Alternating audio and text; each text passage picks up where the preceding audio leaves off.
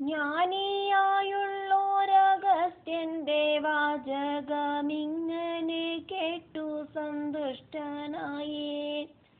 തിങ്ങും കുതൂഹലം കൊണ്ടുടൻ ചോദിച്ചു ഭംഗിയിൽ മാമുനി തന്നോടായി. കുംഭദളതീർത്ഥമെങ്ങിനെയുണ്ടായി, ഏതു ഭാഗത്തതു കണ്ടിടുന്നു? പമ്പാസരസിന്റെ മഹാത്മ്യമെന്തെല്ലാം, ഭൂദേശ പൂജാവിധികളെന്താം? ഉത്തമമായൊരു ക്ഷേത്രത്തെ നിർമ്മിച്ചു കൊള്ളേണ്ടതെങ്ങനെയെന്നു ചൊൽക. ചോദ്യങ്ങളിങ്ങനെ കേട്ടപ്പോൾ മാമുനി ആദ്യനാം ദേവനെ ഓർത്തുകൊണ്ട് ചൊല്ലിത്തുടങ്ങിനാൻ. ഹേ രാജശേഖര മന്നവനന്നു നിൻ ചോദ്യമെല്ലാം. കുംഭദളതീർത്ഥം തന്റെ കഥയെ ഞാൻ ചൊല്ലുവൻ, പാപങ്ങൾ തീർന്നു പോകും. പൊന്നമ്പലം തന്നിൽ വാണരുളിടുന്ന താരക ബ്രഹ്മമാമയ്യപ്പനെ, ദേവന്മാരാകാശ ഗംഗാജലം കൊണ്ടു ചെയ്യും അഭിഷേകം തീർത്ഥമായി. ഭൂമിയിൽ വന്നു പതിക്കുന്നതാണല്ലോ കുംഭദളതീർത്ഥമെന്നറിയുക. കുംഭദളമെന്ന പേരു വരുന്നതിനുള്ളൊരു കാരണം ഞാൻ പറയാം. മണികണ്ഠസ്വാമി തനക്കൊരു കോവിൽ നിർമ്മിക്കണം அப்படின்னு மகாராஜா கிட்ட சொல்லி அதுக்கான ஸ்தானத்தையும் காட்டி கொடுத்தாரே. இப்போ அகஸ்திய மாமுனி அங்க வந்தோன மகாராஜா தனக்குள்ள இருக்கிற டவுட் எல்லாம் கேட்டு தெரிஞ்சுக்கிறார். கோவில் நிர்மிச்சானா அதுக்கான பூஜா விதிகள் என்னெல்லாமாக்கும், உத்தம கோவில் நிர்மாணம் எப்படியாக்கும் செய்யணும், கும்பதள தீர்த்தம் எங்கேயாக்கும் இருக்கு, கும்பதள தீர்த்தம் உண்டானது எப்படியாக்கும் அப்படின்னு எல்லாம் இந்த மகாராஜா அகஸ்திய மாமுனி கிட்ட கேட்கிறார். பாண்டிய மகாராஜாவோடு அந்த புண்ணியம் என்னவாக்கும்? மணிகண்டனுக்கு அப்பாவாகனமானா அதுக்கு பெரிய புண்ணியம் செஞ்சிருக்கணுமே. பாண்டிய மகாராஜா செஞ்ச புண்ணியம் என்னவாக்கும்? முஜ்ஜன்மத்தில இந்த பாண்டிய மகாராஜா ஆராயிருந்தார்? மணிகண்டனோடு அப்பாவாகணுமானா அந்த அளவுக்கு புண்ணியம் செஞ்சிருக்கணுமே. பாண்டிய மகாராஜாவோடு முஜ்ஜன்ம கதையை அகஸ்தியர் வர்ணிக்கிறார். அகஸ்திய மாமுனி மகாராஜாவோடு கேள்விகள் எல்லாம் கேட்டு சந்தோஷத்தோடு கூடிட்டு எல்லாத்தையும் சொல்லறேன் அப்படின்னு சொல்லிட்டு எல்லா விஷயங்களும் சொல்ல ஆரம்பிக்கிறார். பொன்னம்பலத்துல உட்கார்ந்துண்டு அருள் பாலிக்கிற தாரக பிரம்மஸ்வரூபமான மணிகண்டனான சாஸ்தாவ தேவர்கள் ஆகாச கங்கையால அபிஷேகம் செய்யறாளே, அந்த ஜலம் தீர்த்தமாயிட்டு பூமியில வந்து பதிக்கிற ஸ்தலமாக்கும் கும்பதள தீர்த்தம். அந்த ஆகாச கங்கை தீர்த்தமாயிட்டு பூமியில வந்து விழுற ஸ்தலமாக்கும் கும்பதள தீர்த்தம். அந்த ஸ்தலத்துக்கு கும்பதள தீர்த்தம் அப்படின்னு பேரு வரத்துக்கான காரணத்தையும் அகஸ்திய மாமுனி சொல்றார்.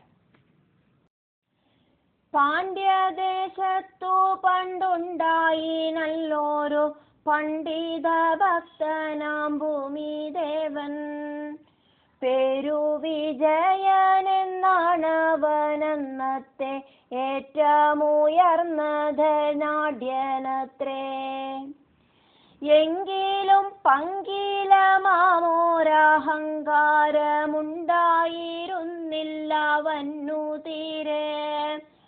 ശുദ്ധനാമാദ്വിജൻ കാന്തയോടൊന്നിച്ച് ദാനധർമ്മങ്ങളെ ചെയ്തുകൊണ്ടും ഈശ്വര ഭക്തി വിടാതെയുമേറെ നാൾ സൽക്കർമ്മത്തോടെ വസിച്ചെന്നാലോ സന്താനമൊന്നും പിറന്നതിൽ ഈശ്വര നിശ്ചയമെന്തെന്നതാരറിഞ്ഞു.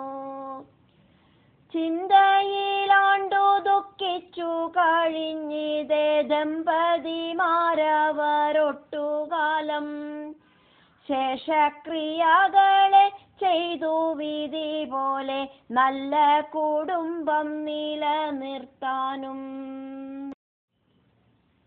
പൈതൃകമാകും കടങ്ങളെ തീർപ്പാനും പുത്രജനനമാവശ്യമത്രേ. ആയതിനാലവർ ഖേദിച്ചു വാഴവേ അന്തണഗേഹത്തിലന്നൊരു നാൾ ദിവ്യനായുള്ളൊരു ഭിക്ഷു വന്നെത്തിയ ദമ്പതി ദുഃഖങ്ങൾ കണ്ടറിഞ്ഞു. വേണ്ട വിധത്തിൽ പൂജിച്ചതുകൊണ്ടവനേറെ സന്തോഷിച്ചു ചൊല്ലി മന്ദം. ഹേ വിജയദ്വിജാനിന്റെ സന്താപങ്ങൾ എല്ലാം എനിക്കു മനസ്സിലായി. പുത്രനില്ലാഞ്ഞിത്രയേറെ വിഷമിച്ചു കൊണ്ടു വസിക്കുകയല്ലോ നിങ്ങൾ.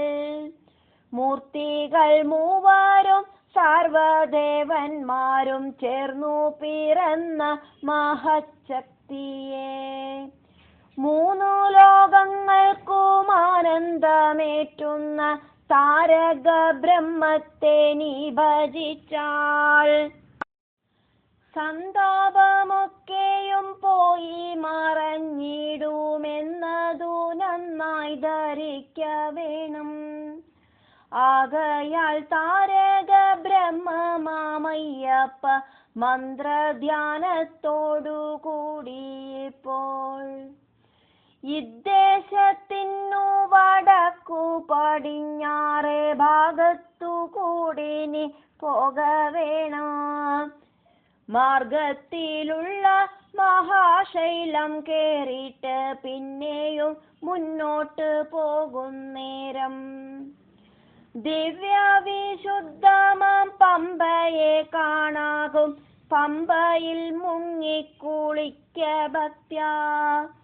പിന്നെയും വേഗം വടക്കോട്ടു നീങ്ങുമ്പോൾ പുണ്യമാമാശ്രമം കണ്ടിടും നീ.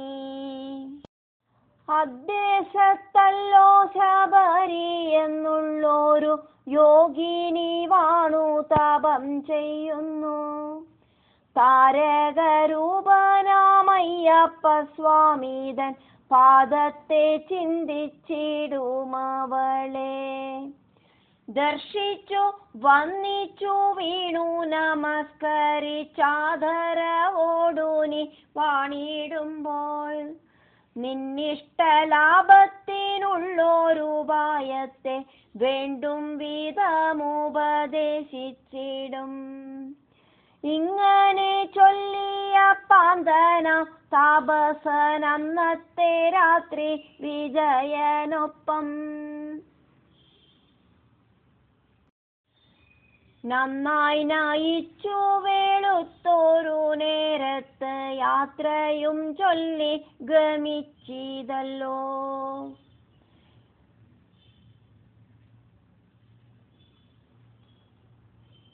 പാണ്ഡ്യദേശത്തിലെ നല്ല பண்டிதனான பக்தனான விஜயன் அப்படிங்கிற ஒரு ராஜா இருந்தார்.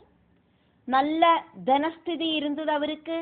எந்த விதமான அகங்காரமும் இருக்கலை. நிறைய தான தர்மங்கள் எல்லாம் பண்ணுவார். நல்ல பெரிய பக்திமானாய் இருந்தார். மனைவியோடு கூடிட்டு நிறைய சல்கர்மங்களும் தான தர்மங்களும் எல்லாம் அவர் செஞ்சார். ஆனா அவருக்கு புத்திரர்கள் இல்லை.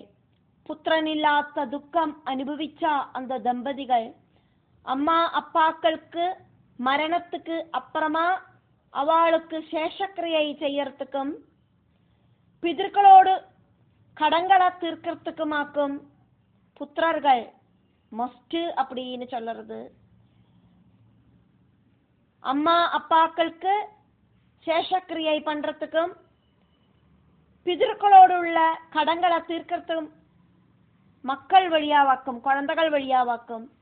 ஒருத்தர் சொந்தம் அப்பாவுக்கு ஸ்ராத்தம் பண்றத அந்த அப்பாவோட அப்பா அவருக்கு அப்பா அப்படின்னு, அதே மாதிரி அப்பாவோட அம்மை அவளுக்கு அம்மை அப்படின்னு 3 தலைமுறைகளுக்காக்கும் ஸ்ராத்தம் பண்ணுறது.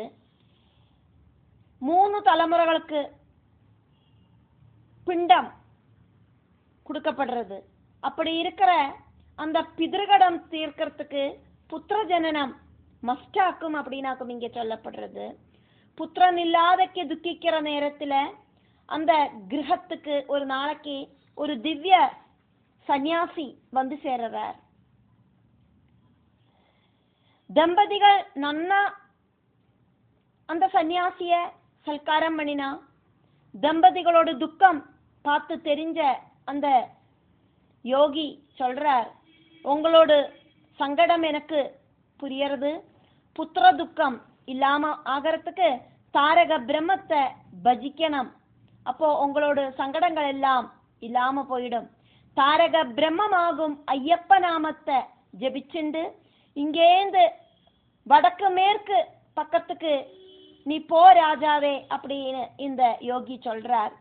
வழி மத்தியத்துல மகாசைலம் ஏறி நின்னுண்டு அதுக்கப்புறமா கொஞ்சம் முன்னால போனா பம்பா நதி காண முடியும். கங்கைக்கு துல்லியமான அந்த பம்பா நதி அங்க காட்சி அளிக்கிறது. அங்க முங்கி குளிக்கணும். அதுக்கப்புறமா வடக்கு பக்கம் போனா அங்க புண்ணியமான சபரியோடு ஆசிரமத்தை நீ பார்ப்பாய். சபரி அப்படிங்கிற அந்த தபஸ்வினி தாரக சொரூபம் ஆன அந்த ஐயப்பனை தியானிச்சுன்னு இருக்கா. சபரிய பார்த்து நமஸ்காரம் பண்ணி உனக்கு என்னெல்லாம் துக்கம் இருக்கோ அங்க சொல்லு, புத்திர லாபத்துக்குள்ள மார்க்கத்தை சபரி உனக்கு உபதேசம் பண்ணி தருவாள் அப்படின்னு சொல்லிட்டு அந்த சந்நியாசி அந்த ராத்திரி விஜயனோடொப்பம் அங்க தங்கிட்டு அதுக்கு அடுத்த நாளைக்கு அந்த தாபச சிரஷ்டன் அங்கே இருந்து கிளம்பி போனார். அதை ஆக்கும் இங்க பாக்குறோம். താപസ വാക്യങ്ങൾ ശ്രദ്ധിച്ചു കേട്ടുള്ള വിപ്രനും കാന്തയോടെല്ലാം മോദി താമസം കൂടാതെ യോഗി പറഞ്ഞുള്ള മാർഗങ്ങൾ ഓർത്തു നടന്നു വേഗം. அந்த சந்நியாசி சொன்ன வார்த்தைகள் எல்லாம் கேட்டு விஜயன் மனைவி கிட்ட எல்லா விஷயங்களையும் சொன்னதுக்கு அப்புறமா கொஞ்சம் கூட டிலே பண்ணாம அந்த யோகி சொன்னபடி அதே மார்க்கங்களில அதே வழிகளில அதிசீக்கிரமாக நடந்தார்.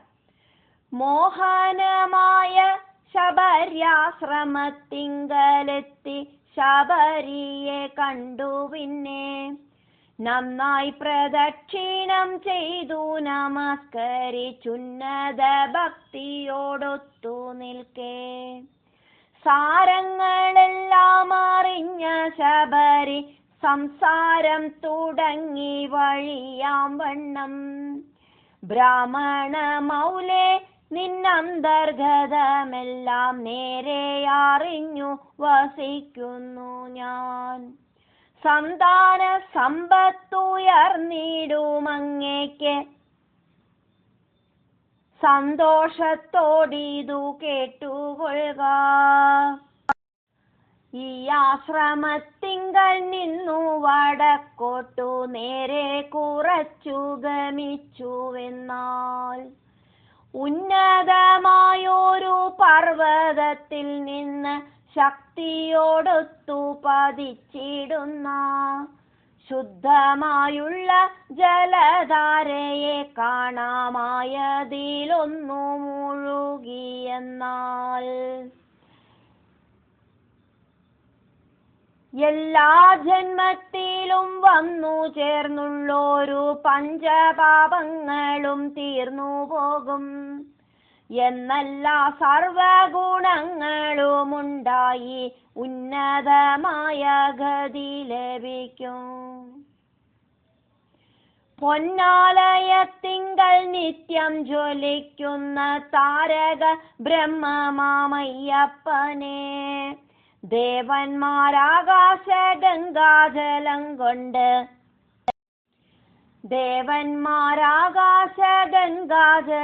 കൊണ്ട് ചെയ്യും അഭിഷേകമൊന്നു ചേർന്ന് ഭൂമിയിലേക്കു പതിക്കയാണീ വിധമേറ്റവും കൂടുന്ന ശക്തിയോടെ വെള്ളച്ചാട്ടത്തിന്റെ ഊക്കുകൊണ്ടങ്ങതിൻ ചാരത്തെത്തുന്നത് അസാധ്യം തന്നെ. ഇത്തീർത്ഥം ഭൂമിയിലെത്തുന്നതിൻ മുമ്പേ വാങ്ങിയെടുത്തു കുളിക്കുവാനായി ഞാനിതാ നല്ല കൂടമൊന്നു തന്നിടാം, ഇന്നിതു വാങ്ങി ഗമിച്ചാലും നീ. ലോകർക്ക് സർവർക്കും പാപശാന്തിക്കായി തീരുമീ തീർത്ഥം ഭവാൻ കാരണം. ആക കൊണ്ടങ്ങേക്കു നിത്യമായുള്ളൊരു സൽകീർത്തിയും വന്നു സംഭവിക്കും. ദിവ്യയായുള്ള ശബരിയാം യോഗിനി ഇങ്ങനെ ചൊല്ലിക്കൊടുത്തു മാത്രം.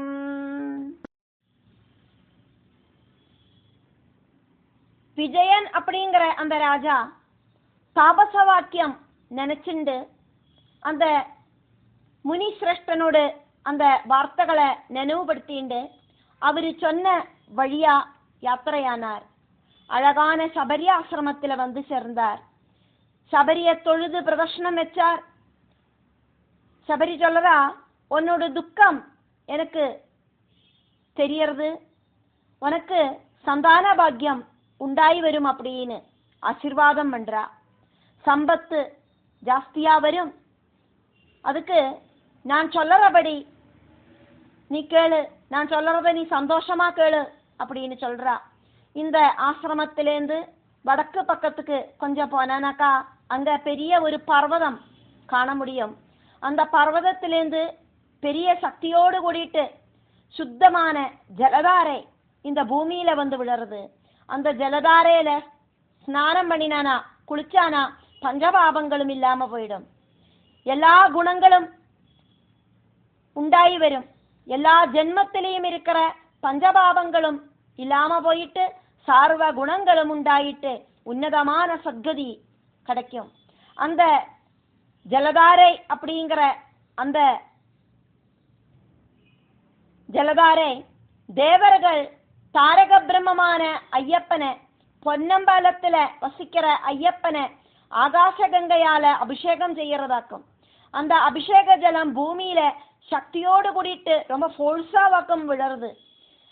அந்த ஃபோர்ஸ் ஆயிட்டு அந்த தண்ணி கீழே விழறதுனால அதுக்கு பக்கத்துல போறது ரொம்ப சிரமமாக்கும், அது முடியாத விஷயமாக்கும். அதனால அந்த தீர்த்தம் பூமியில விழறதுக்கு முன்னால அந்த தீர்த்தத்தை கையில பிடிக்கிறதுக்கு நான் ஒரு நல்ல குடம் உனக்கு தரேன். ஃபியூச்சர்ல சகல ஜனங்களுக்கும் பாபசாந்திக்காயிட்டு இந்த தீர்த்தம் பவிக்கும். அதுக்கு நீ காரணமாவாய். இந்த காரியத்தால உனக்கும் சல்கீர்த்தி உண்டாகும் அப்படி சொல்லிண்டு சபரி அப்படிங்கிற அந்த யோகினி ஒரு குடத்தை அந்த விஜயன் அப்படிங்கிற ராஜாக்கு கொடுக்கறா. സന്യാസി ശ്രേഷ്ഠന്റെ വാക്കുകൾ കേൾക്കായും സന്യാസിനി ഇതു നൽകുകയും ചെയ്തോരു നേരത്തു വിപ്രന്റെ ഹൃത്തടം സന്തോഷപൂർണമായി തീർന്നുവല്ലോ. തപ്പിത്തടഞ്ഞു നടക്കുന്നോരം തന്നെ കാഴ്ച ലഭിക്കുമ്പോൾ എന്ന പോലെ പർവ്വതാഗ്രത്തിങ്കൽ നിന്നു പതിക്കുന്ന തീർത്ഥപ്രവാഹത്തോടൊട്ടടുത്ത് പുണ്യവതിയാം ശബരി നിർദ്ദേശിച്ച രീതിയിൽ കുംഭവും കാട്ടിക്കൊണ്ട് അയ്യപ്പ സ്വാമിയെ ധ്യാനിക്കവേ തീർത്ഥപാദത്താൽ പാത്രമുടനുടഞ്ഞു.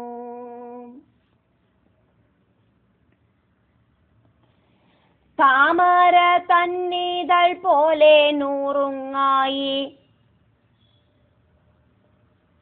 താഴെ പതിച്ചു ബഹുവിചിത്രം. சன்னியாசி சிரேஷ்டன் சொன்னபடி சபரியை பார்த்து, அந்த தபஸ்வினியான அந்த சபரி அப்படிங்கிற சன்னியாசினி இந்த குடத்தை விஜயன் கிட்ட கொடுத்தோன்னு அந்த விஜயனோட ஹிருதயம் சந்தோஷமாயிடுத்து. ஒரு குருடனுக்கு, கண்ணு காணாதவனுக்கு பார்வை திரும்ப கிடைச்ச மாதிரி அந்த விஜயனுக்கு வந்த சந்தோஷத்துல ஆனந்தமாயிடுத்து. விஜயனுக்கு பர்வத ஜலப்பிரவாகத்துல அதுக்கு பக்கத்துல கையில இருக்கிற குடத்தை கொண்டு காட்டினோன்னு தீர்த்த ஜலம் எடுக்கிறதுக்கு முயற்சி பண்ணினோன்னு அந்த ஐயப்ப சுவாமிய தியானிச்சு அந்த குடத்தை நீட்டி அதுல தீர்த்த ஜலத்தை பிடிக்கிறதுக்கு முயற்சி பண்ணினோன்னு ஜலப்பிரவாக சக்தியினால அந்த குடம் சுக்கு நூறாயிட்டு உடைஞ்சு போச்சு, கீழே விழுந்தது. தாமரை இதழ் அப்படியே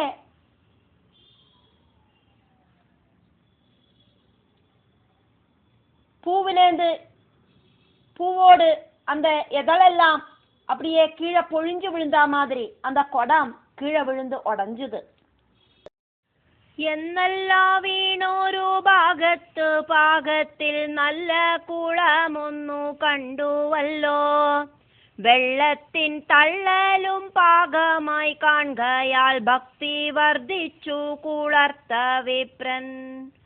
ശ്രീ ശബരിയെയും അയ്യപ്പൻ തന്നെയും ഉള്ളിലുറപ്പിച്ചു കൊണ്ടു തന്നെ കുംഭം പതിച്ച ഭാഗത്ത് കണ്ടുള്ളൊരു തീർത്ഥക്കുളത്തിലിറങ്ങി മുങ്ങി. അപ്പോൾ ആ വിപ്രന്റെ അംഗങ്ങളിൽ നിന്ന് മുജ്ജന്മ പാപങ്ങളെല്ലാം കൂടി നമ്മെ കറുത്തുള്ള പക്ഷികളായി വന്ന് ഭൂമിയിൽ വീണു കരിഞ്ഞുപോയി. ഇങ്ങനെ സർവവിശുദ്ധനായി മേവുന്ന ഭക്തവിജയന്റെ മസ്തകത്തിൽ ദിവ്യകുസുമങ്ങൾ വാരി വരിഷിച്ചു സന്തുഷ്ടരായുള്ള ദേവവർഗം. அது மட்டும் இல்லை, அந்த குடம் விழுந்த பாகத்துல ஒரு நல்ல அழகான ஒரு குளம் உண்டாகி வந்தது. ஸ்ரீ சபரியையும் ஸ்ரீ ஐயப்ப சுவாமியையும் மனசுல தியானிச்சு குடம் விழுந்த இடத்துல இருக்கிற அந்த தீர்த்த குளத்துல இறங்கி விஜயன் முங்கி குளிச்சார். அப்போது விஜயனோடு சரீரத்திலேந்து உடம்பிலேந்து முஜ்ஜன்ம பாபங்கள் எல்லாம் ஒட்டுக்க நல்ல கருப்பு கலர்ல இருக்கிற பறவைகளாயிட்டு இந்த பூமியில விழுந்து கரிஞ்சு போச்சு. அப்படி பாபங்கள் எல்லாம் இல்லாம எடுத்து பாபங்கள் எல்லாம் இல்லாமான விஜயனோடு அந்த சிரசில தேவர்கள் சந்தோஷமாக புஷ்பவிருஷ்டி நடத்தினா அப்படிங்கறதையாக்கும் இங்க பார்க்க முடியறது.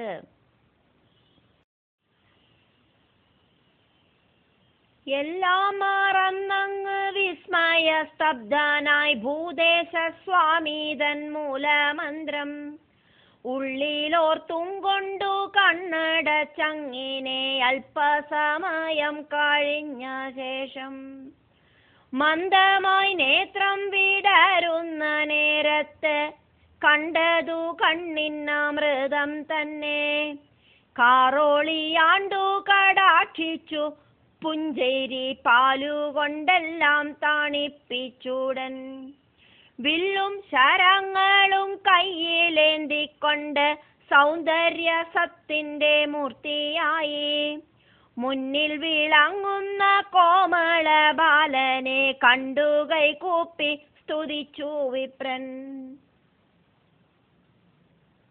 ദേവർകൾ പുഷ്പവൃഷ്ടി നടത്തിന, പുഷ്പാഭിഷേകം നടത്തിന, എല്ലാം ആശ്ചര്യത്തോടു കൂടിയിട്ട് അതിശയത്തോടു കൂടിയിട്ട് അനുഭവിച്ച് അറിஞ்ச அந்த விஜயன் ஸ்டாச்சு மாதிரி அசையாம நின்னார். பூதேசநாத மூலமந்திரம் மனசுக்குள்ள நினைச்சுண்டு கண்ண மூடிண்டு நின்னார். கண் திறந்து பார்த்தோன்னே அதிசயம் தாங்க முடியலை. வில்லும் சரங்களும் கையில எடுத்துண்டு முன்னால நிக்கிற அந்த கோமள பாலசாஸ்தாவை பார்த்து விஜயன் ஸ்துதிக்கிறார்.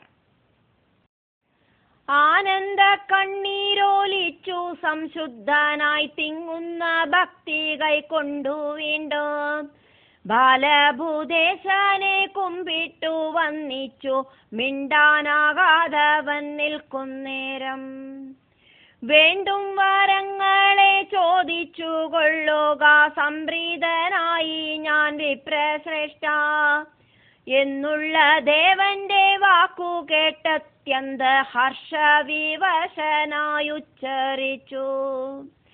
പുത്രാർത്ഥിയാണു ഞാൻ ഭൂതനാഥ സ്വാമിൻ കാരുണ്യ പാൽക്കടലിന്റെ സത്തേ അങ്ങന്റെ പുത്രനായി വന്നു ജനിക്കുവാൻ ഭാഗ്യമുണ്ടാക്കി തരിക വേണം.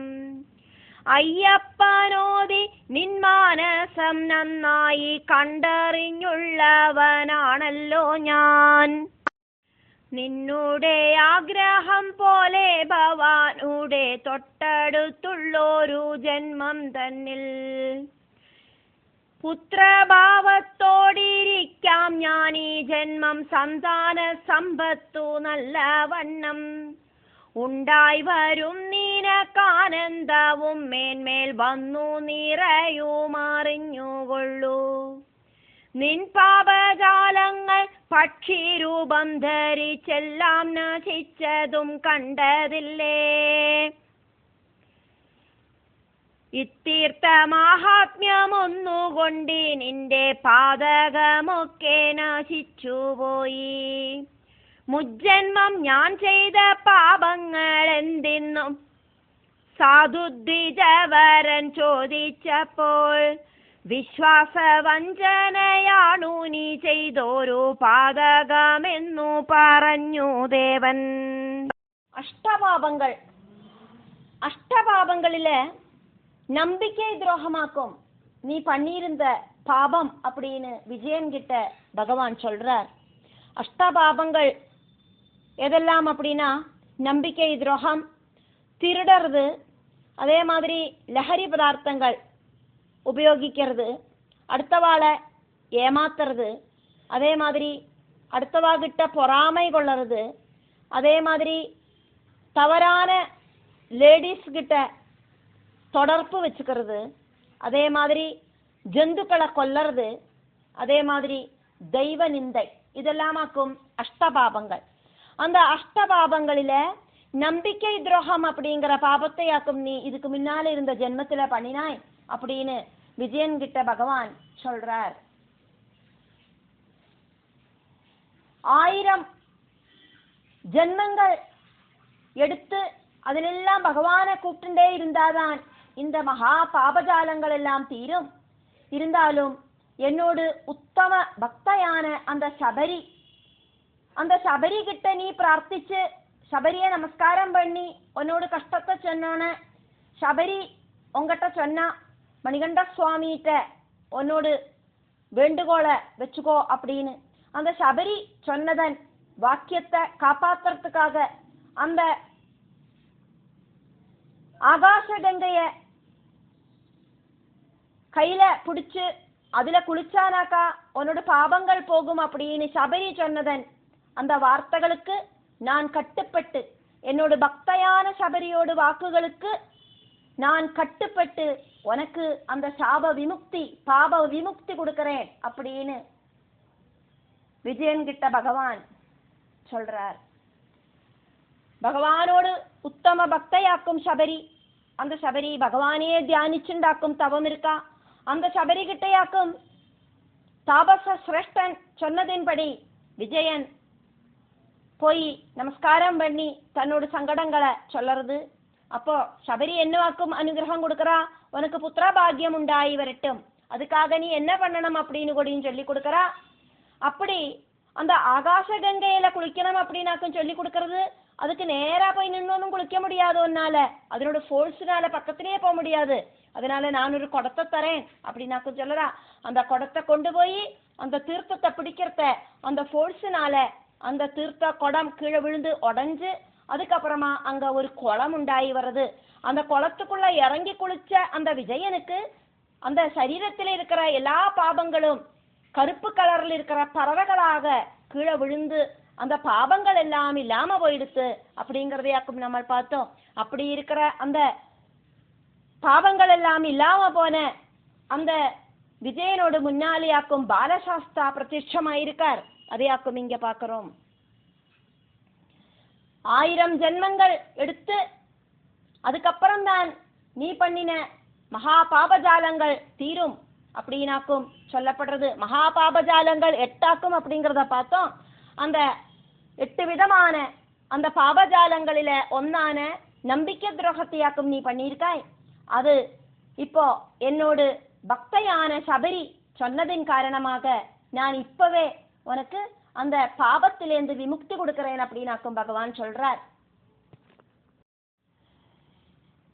വീണ്ടും തുടർന്നു മഹാപാപജാലങ്ങൾ ജന്മശതങ്ങളെ കൊണ്ടേ തീരൂ. மகாபாபஜாலங்களெல்லாம் 1000 ஜென்மங்கள் எடுத்தாதான் தீரும் அப்படின்னாக்கும் பகவான் சொல்றார். എങ്കിലും എന്നോടെ ഉത്തമ ഭക്തയാം ദിവ്യ ശബരീതൻ പ്രാർത്ഥനയാൽ പാകമായി തീർന്നോരി തീർത്ഥത്തിൽ വന്നെത്തി മുങ്ങിക്കുളിക്കയാൽ തീർന്നു പാപം. இருந்தாலும் என்னோட உத்தம பக்தையான சபரி சொன்னதன்படி இந்த தீர்த்தத்தில வந்து நீ குளிச்சதுனால, இந்த கும்பதள தீர்த்தத்தில நீ வந்து குளிச்சதுனால உன்னோட பாவங்கள் ഇല്ലാമായിടുത്ത്. എന്നാലും മോഹം കിടക്കുക കാരണമുണ്ടാകും ജന്മമൊരിക്കൽ കൂടി. അപ്പോൾ ഞാൻ പുത്രഭാവത്തിലാവിടുത്തെ പത്തനം തന്നിൽ വസിക്കാമല്ലോ. മോഹം നശിക്കുവാനെന്നു ഞാൻ അങ്ങേക്കു നിർഗുണ ബ്രഹ്മോപദേശം നൽകും. പിന്നെയോ നിത്യമാമുക്തിയും കൈവരും എന്നോടെ ഭക്തനാകും നിനക്ക്. பாலசாஸ்தா சொல்றார், உனக்கு என்ன வரம் வேணுமானாலும் நீ கேட்டுக்கோ அப்படின்னு சொல்றார். பாலசாஸ்தாவை பார்த்து தொழுது நமஸ்கரிக்கிறார் விஜயன்.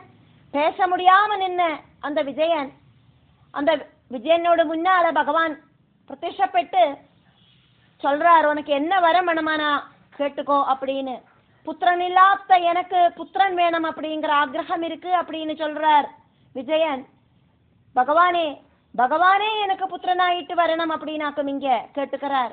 அடுத்த ஜென்மத்துல நான் உனக்கு புத்திரபாவத்துல வரேன்னாக்கும் சொல்றார் பகவான். உனக்கு புத்திரனாயிட்டு ஜனிக்கிறேன்னு பகவான் சொல்லிட்டுல, உனக்கு என்ன புத்திரபாவத்துல கொண்டாடலாம் அப்படின்னாக்கும் இங்க பகவான் சொல்றது. புத்திரன மாதிரி நான் வரேன் அப்படின்னு அர்த்தம். உனக்கு இந்த ஜென்மத்துல சந்தானம் சம்பத்து எல்லாம் உண்டாய் வரும் அப்படின்னு பகவான் சொல்றார். உனக்கு ஆனந்தமும் கிடைக்கும் அப்படின்னு சொல்றார். உன்னோட சர்வ பாபங்களும் பட்சி ரூபம் தெரிச்சுண்டு வெளியில சாடி நசிச்சு போனதை நீ பார்க்கலையா? இந்த தீர்த்தம் மகாத்மியத்தால, இந்த கும்பதள தீர்த்த மகாத்மியத்தால உன்னோட சர்வ பாபமும் இல்லாமாயிடுத்து. என்னோடு முஜ்ஜன்ம பாபம் என்னவாக்கும் அப்படின்னு விஜயன் பாலசாஸ்தா கிட்ட கேட்டுக்கிறார். விஸ்வாச வஞ்சனை, நம்பிக்கை துரோகமாக்கும் நீ செஞ்ச பாதகம் அப்படின்னு பகவான் சொன்னார். அதுக்கப்புறமா பகவான் இனியும் சொல்றார், மகா பாபஜாலங்கள், அதானது நம்பிக்கை துரோகம், திருடுறது, அதே மாதிரி லிக்கர் அந்த மாதிரி லஹரி பதார்த்தங்கள் உபயோகிக்கிறது, அடுத்தவாளை ஏமாத்துறது, பொறாமை கொள்றது அடுத்தவாகிட்ட, அதே மாதிரி தன்னோட மனைவி அல்லாதக்கு அந்நிய ஸ்திரீகள் கிட்ட சங்கமம் வச்சுக்கிறது, அதே மாதிரி ஜந்துக்களை கொல்லறது, தெய்வ நிர்ணய பண்றது, இதெல்லாம் ஆக்கும் அஷ்ட பாபங்கள். இப்படி இருக்கிற அஷ்ட மகாபாபஜாலங்கள் செஞ்சவாளுக்கு 1000 ஜென்மங்கள் எடுத்து பகவானை கூப்பிட்டாதான் அவளோட பாபங்கள் இல்லாமாகும். இருந்தா கூட என்னோட உத்தம பக்தனான சபரி, என்னோட உத்தம பக்தையான சபரி உனக்காக பிரார்த்திச்சதுனால, இந்த கும்பதள தீர்த்தத்துல நீ முங்கி குளிச்சதுனால உன்னோட எல்லா பாபங்களும் தீர்ந்து போச்சு. இருந்தா கூட உனக்கு ஆசை இன்னும் மிச்சம் இருக்கு. அதனால நீ மறுபடியும் இன்னொரு ஜென்மம் கூடி ஜனிக்க வேண்டி வரும். அப்போது நானே உனக்கு புத்திர பாவத்தில் வருவேன், உன்னோடு கூடவே உன்னோட வீட்டிலேயே நான் தாமசிக்கிறேன். அப்போது உனக்கு உன்னோட மோகம் இல்லாம பண்றதுக்கு நான் நிர்குண பிரம்ம உபதேசம் கொடுப்பேன். அதுக்கப்புறமா என்னோட பரம பக்தனான உனக்கு நித்திய முக்தி லபிக்கும் அப்படின்னு விஜயன் கிட்ட பகவான் சொல்லி அனுகிரகம் கொடுத்துட்டு அங்கிருந்து அப்பிரத்யட்சமாகிறார்.